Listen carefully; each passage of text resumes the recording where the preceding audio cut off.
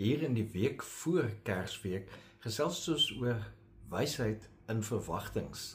Ons lees in Spreuke 19 vers 20, luister na raad, aanvaar wat jou geleer word, sodat jy uiteindelik wysheid kan hê. Dit beteken dat ons oop moet stel vir leer en ontvanklik moet wees vir ander se wysheid.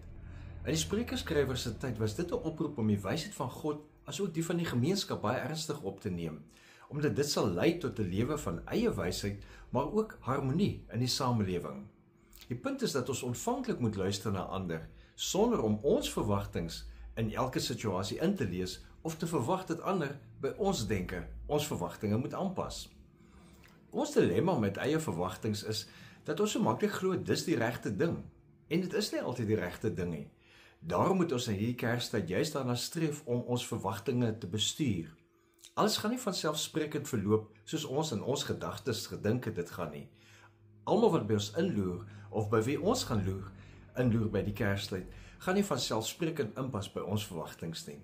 Die probleem met eie verwagtings is dat ons so maklik teleurgesteld, selfs gefrustreerd of kwaad ook word wanneer dinge nie inpas soos ons verwag het nie. Maar dis die lewe, dis verhoudings, dis mense.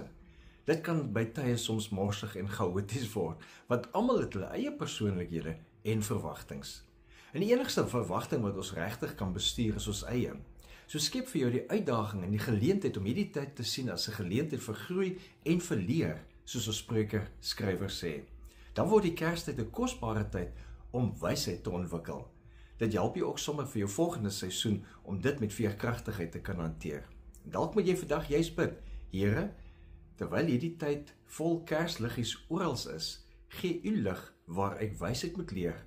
Skep ervarings wat my help groei in U wysheid en veral die insig om die wysheid van Jesus te integreer in my. Leef geïnspireerd.